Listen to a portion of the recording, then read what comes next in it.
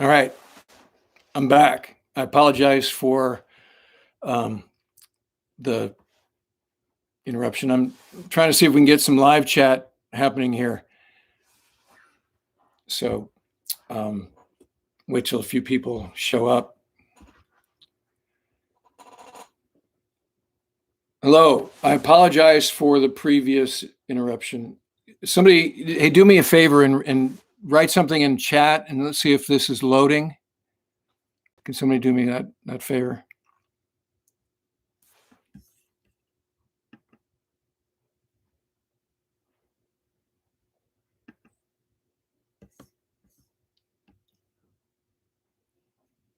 Okay, it looks like I got some here.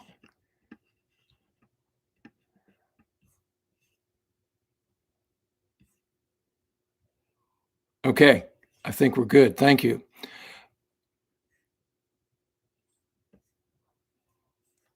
So on the last feed, I was going over the patches on my flight jacket. I don't want to repeat that.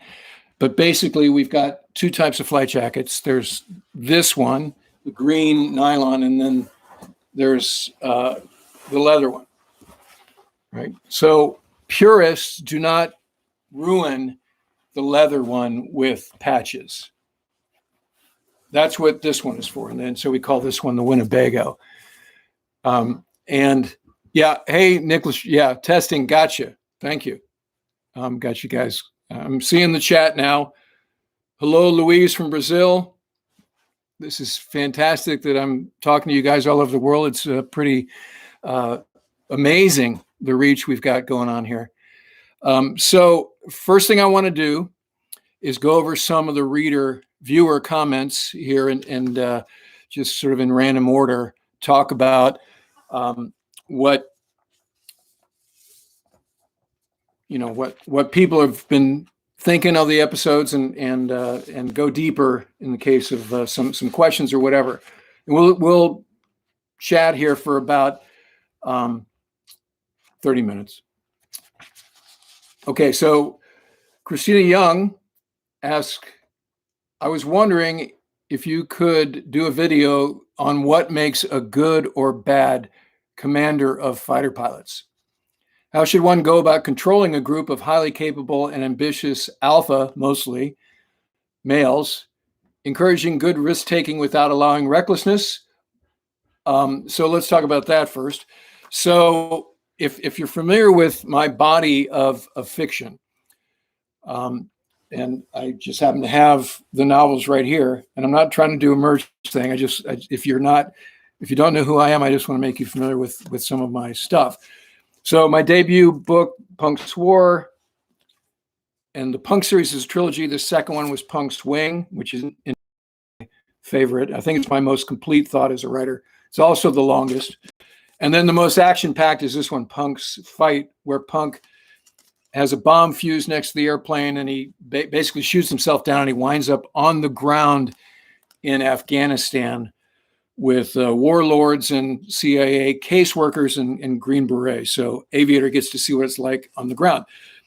But throughout these three books particularly, I talk about, or I present characters that is that published in Poland? That's a great question. I have no idea. Probably not, Archie. So particularly Punk's War, and the CEO is a guy named Soup Campbell.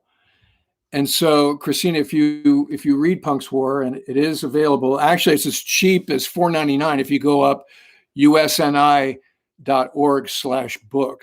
And I'll type that in the chat here.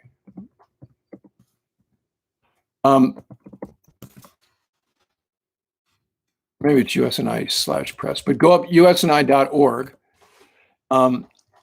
and you can get Punk's War in trade paperback size for $4.99. They have it on sale. And USNI Press is the original publisher of the book. So here's what the hardback looks like. And we're coming up on 20 years since this book was published. I mean, it's amazing to me. I can't believe it. Right, so this was the debut novel. And then it was also published in hardback. The second one was published in hardback. This was a military book club selection. So Again, I'm not doing merch yet. Okay. Um, so you're right, Christina. It's a great question.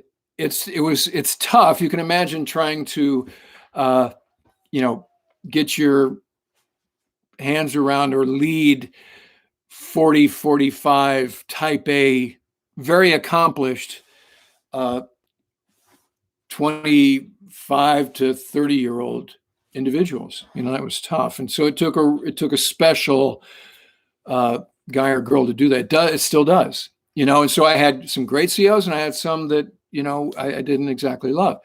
And so Sue Campbell, particularly he's in the first book and the third book, is kind of an example of a bad one. A little bit self-centered, sort of a careerist. And there's some subtleties about that I invite you to read the book, because I think that's something I did right, was portray the CO dealing with these junior officers. The next part of Christina's question is, how do aviators, what did you do for your non-flying hours? Well, if you talk about non-flying hours on the boat, we work out a lot.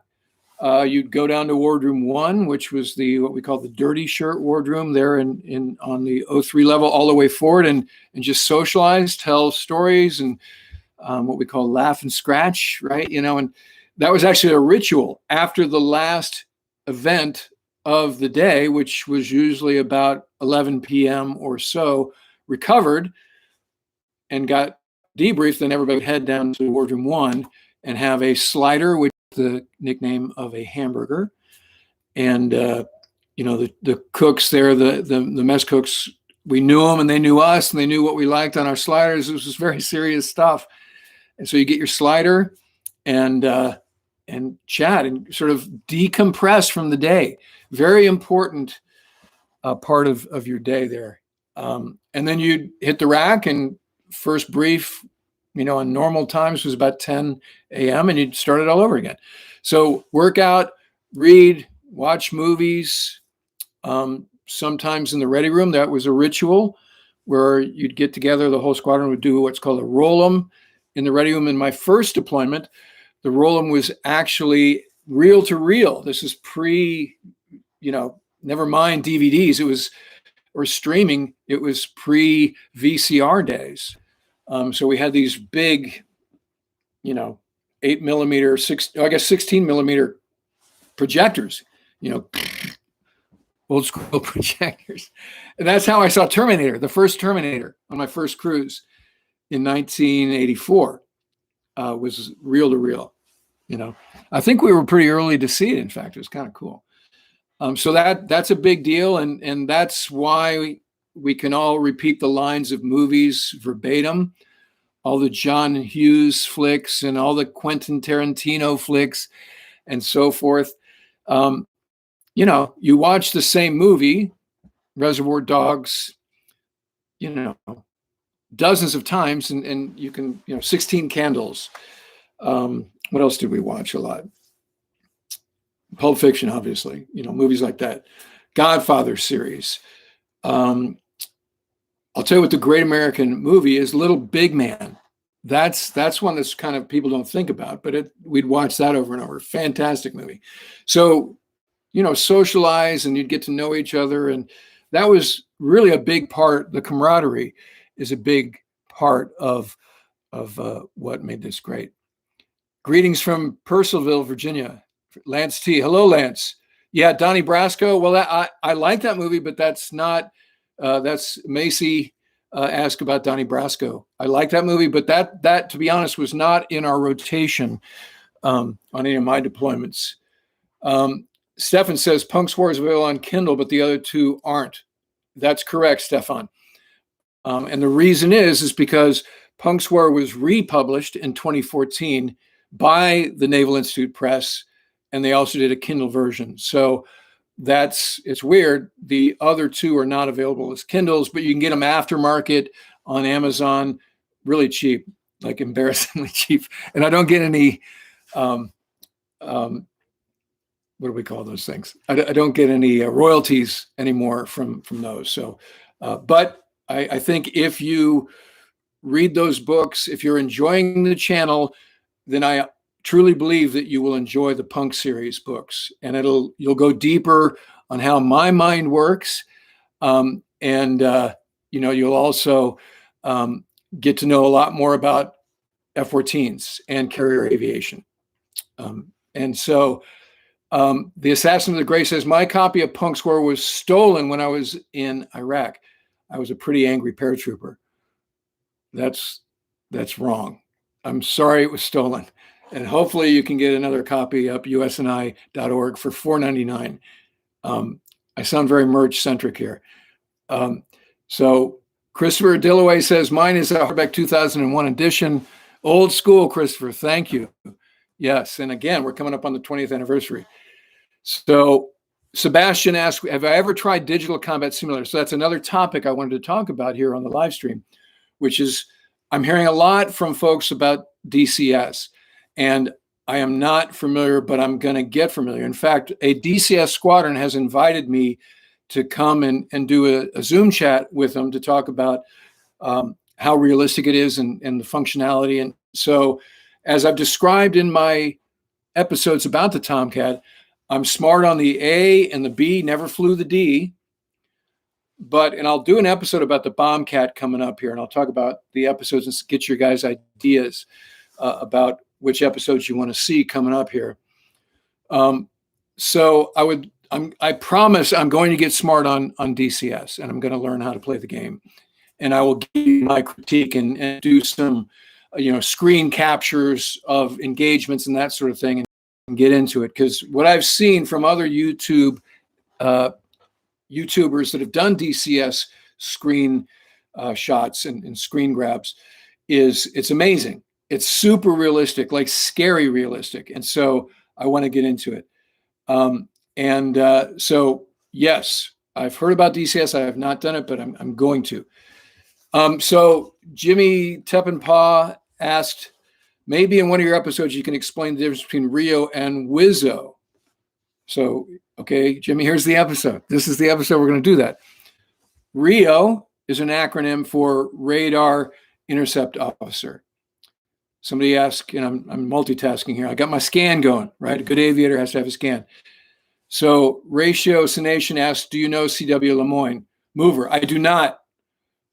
I do know Jello, who's the Fighter Pilot Podcast. He's a Hornet guy.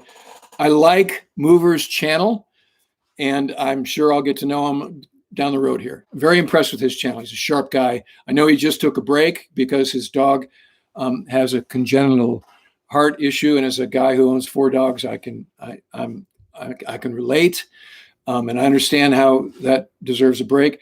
His dog Sniper. So I don't know him, but as I'm becoming a YouTube personality here, a YouTuber, I'm sure I'll get to meet him. So Rio, Radar Intercept Officer, was F4 the sort of core mission, which was intercepts. So the Rio would be working the radar, and I'll do an episode about how did you look at a radar projection to affect an attack, re-attack.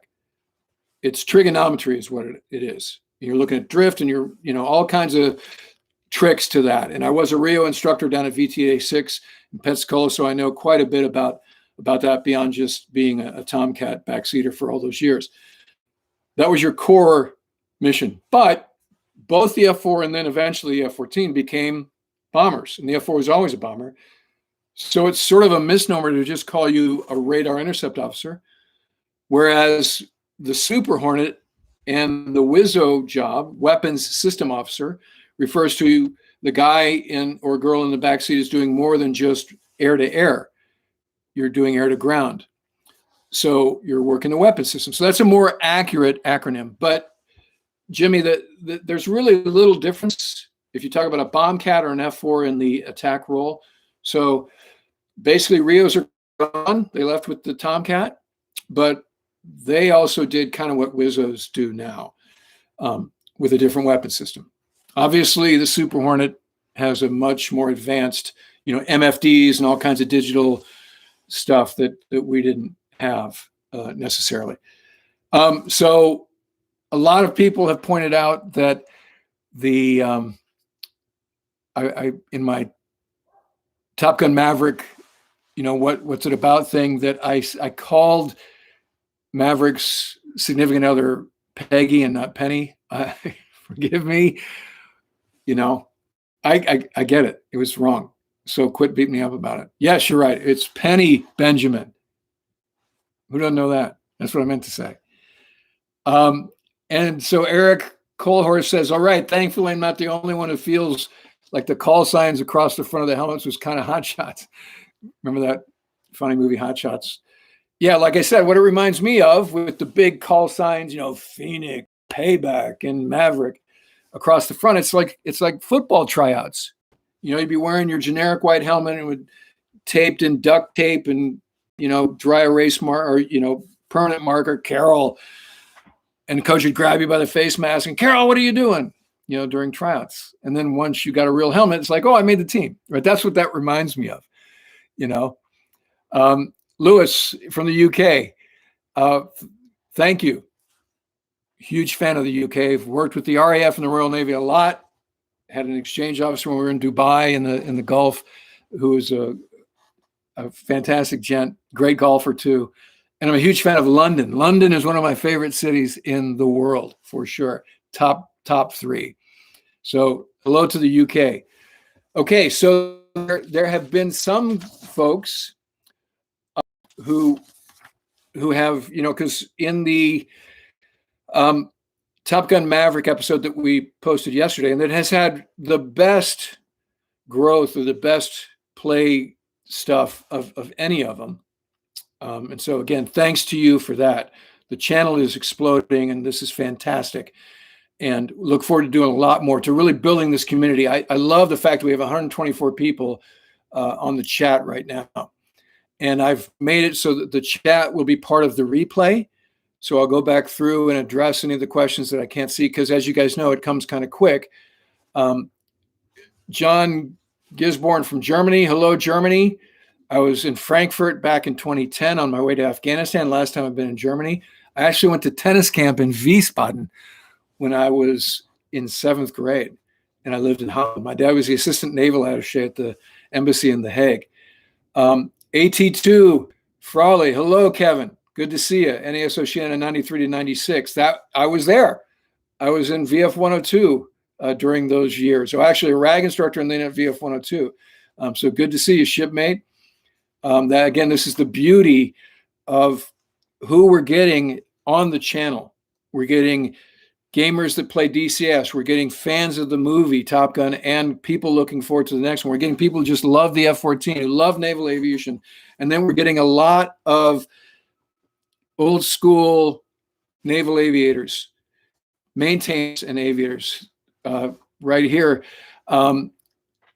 Dan Gurley, former Gypsy Rio here. Gypsy, roger that. As I said, Gypsy is the tactical call sign for VF-32 Swordsman. Hugh McDonald, just a fan. Thank you, Hugh. Love that you're here. Sherman County, Kansas. Hello to Kansas. How you guys doing in the heartland? Hopefully the weather's all right. Kev Dog, Rhino driver, and he's a top hatter, which was Brand X when I was a swordsman. So now VFA 14, but VF 14 was the sister squadron to VF 32 aboard Indy and Kennedy. So back in the day, the Air Wing was comprised of 2 Tomcat squadrons. And then as I went on in my career and the Hornet came aboard and the A7 went away and the A6 went away and the Tomcat got bombing capability, you just had 1 Tomcat squadron in the Air Wing. So we'll talk about those as well. But to see a top hatter here. A former skipper of the top hatter is my good friend Ted Carter, who's now the president of the University of Nebraska. He was the superintendent of the Naval Academy until a couple of years ago. Great American Ted Carter. Call sign Slapshot because he's a hockey player. So talking about the plot that we're sort of doing, sort of what is the plot about? And I made some guesses based on the way the trailers are and some of the imagery that we'd seen from behind the scenes. Tyler Rogaway at the Drive, has some, exclusive stuff. And if you don't look at the Drive, you should. It's cool stuff. Those guys do amazing work.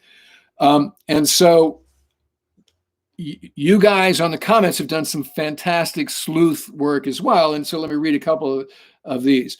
So Jeff said, I can add a few things. Rooster gets shot down in enemy territory. Maverick has to rescue him. And so maybe that's Maverick running through the snow, that picture. They both stumble upon a tomcat and they fly it out. Okay, so you see the emblem there. It's kind of third worldish, or to me, it looks Eastern European, like former Soviet satellite-ish. Not really Iranian, but whatever. As we know from the Top Gun franchise, they kind of keep the specific enemy blissfully unidentified, right? Just black F-5s. That's the MiG-28. You don't know who the bad guys are. And, in this franchise, it doesn't really matter, So I like that one. Now, this is pure gouge right here. So this viewer commenter who calls himself Top Gun Movie Fans says, and he's talking about the episode that I did about Top Gun Maverick. This is such an informative video of the new movie. Great to watch and listen to. So thank you, Top Gun Movie Fans. His love interest is Peggy Benjamin, right? He said, you're correct about the test pilot part. So he's got some inside intel here. It's the Dark Star project. He says, Hangman is not the son of any previous pilots. So I don't know, has Top Gun Movie Fans seen the script? And he says, I know the role of the Tomcat, but it's not something I can say on a public forum. Wow, what a tease. So maybe Top Gun Movie Fans can, I don't see him on our chat window here, but maybe he or she can give us a little intel as we go forward here. So Nick Thane, he's a Royal Australian Air Force guy who's also living in Seattle. He came up and he said, good day, Ward. Nice update, mate. I'm a former RAAF combat officer, now living in Seattle. So I'm sorry, he's a former Royal Australian Air Force. Spent a lot of time in the Cascade Mountains up here, and I'm friends with a few former Growler backseaters from Whidbey. So when you say Whidbey Island Naval Air Station, to me, I'm thinking A6s and Prowlers, old school. It's a very cool place. So the thing about the Pacific Northwest, as you guys have probably seen, even if you don't live there, it rains a lot, but it's always VFR. So the cloud cover is 1,500 feet, 2,000 feet. So you have good visibility, even though it's always cloudy. So this makes for great flying conditions, some wet runways, but every time I've gone up there, I've always had a great time. And they have some amazing low levels. So what Nick points out here is the low level scenes with the snow and the vaping are actually some of the low levels around the Cascades, not the high Sierras around Fallon. So that's some good gouge. Thank you, Nick, for that little tidbit. So apparently they did some dets out of NAS Whidbey while they were shooting Top Gun Maverick to get those visuals with the snow capped and that kind of thing. So basically, if you're going to do a high-speed low level, especially when we're doing multiple takes, you probably have a 200-mile, 300 nautical mile radius around home base at the most. So there are some nice ones around Fallon, but they're not as beautiful as the Cascades. So that's good intel. And then Marcus Alexander said, Carroll, you magnificent bastard. I read your books. So obviously Marcus is riffing on Patton. Thank you. Good one. He was saying, Romo, you magnificent bastard. I read your book. If you haven't seen the Patton movie, that's a cool one. I actually met General Patton's grandson, Benjamin. Cool guy. When I was the editor of that website on Hollywood. So here's one other issue that has come up a bunch out of the Gulf of Sidra incident episodes, which is, Leo sort of takes charge and starts firing Sparrow missiles and Beats goes, oh, Jesus. So a lot of people are surprised that like, whoa, the pilot isn't in charge. What's going on? And so what Roger Banks asked here is, thanks for the blow-by-blow on that Gulf of Sidra, both of them. But he's talking specifically about the 89 incident. He says, the one thing that strikes me is how much in command the Rio appears to be in this action. Yeah, right. The hero was thinking the pilot was always the one in command. So this was the beauty of the F-14. So the first one particularly, because it's mostly an ACM movie, dogfighting, doesn't really portray that dynamic, because you're not doing missions where the Rio is the one with the most SA, situational awareness. There are parts of the mission where the Rio would be totally calling the shots. And that was what was fun about being a Rio. You know, and in many cases, I was much senior to the guy in the front seat. And having been a RAG instructor, in some cases, I actually knew the front seat, in essence, better than the guy I was flying with. You know, and so that was part of where I took pride in being a good co-pilot. I spent a lot of time in the simulator, the front seat simulator, when I was a RAG instructor, you know, so I could make sure that I knew the switchology, and if the pilot was having issues getting the wings to move, or he had some emergency or a warning light that he didn't know how to diagnose, that I could, you know, be a good co-pilot and that sort of thing. I actually, when I was a department head in VF-102, I got ground turn qual, so I knew how to start the airplane up and do all the pre-flight checks. And I actually spared a flight down in Rosie Roads one time as the pilot, which really pissed off the skipper. That's a whole nother story. But we saved a sortie because I did that. We didn't have a pilot. I'm like, hey, I'm ground qual turned. I'm going to go ahead and man up. And fortunately, they didn't need the spare, and I shut the airplane down. But the skipper wasn't happy about having a Rio do that.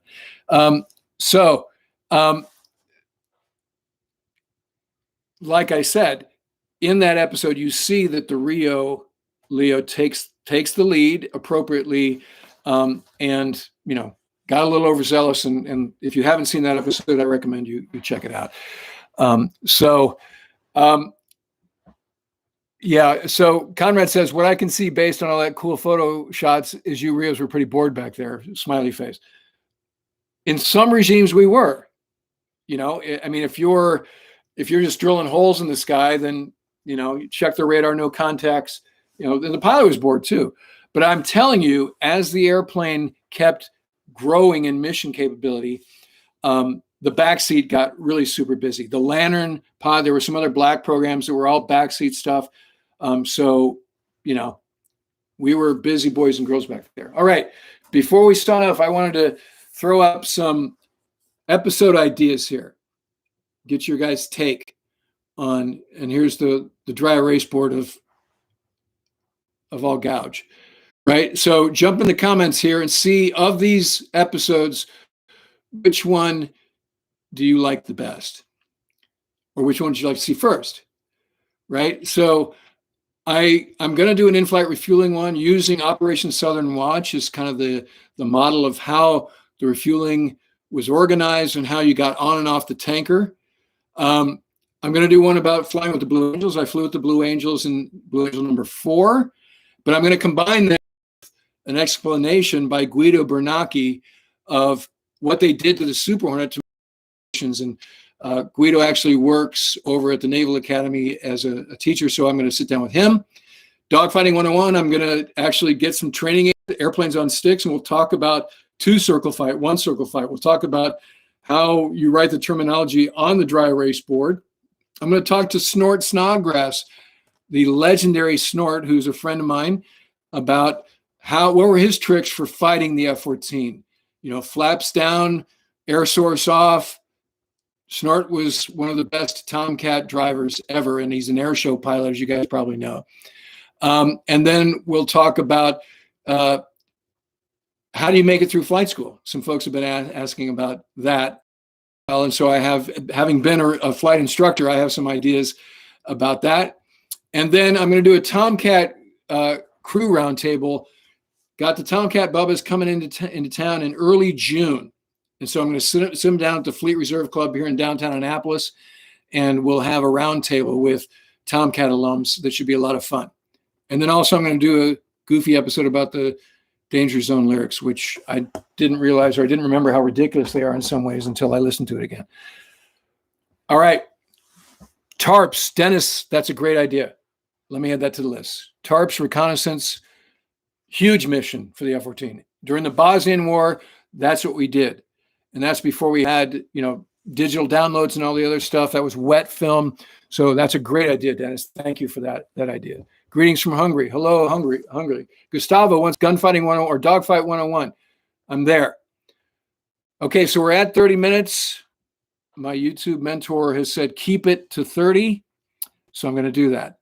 So you guys are awesome. This has been fantastic. I love the participation. We're going to do this again, like very soon. This is really cool. And I'll post this one so you'll be able to see the chat as I do that. So until next time, thank you guys. I love the support. This is a lot of fun and we're going to learn a lot. We're going to build a community here. And I look forward to talking to you again soon.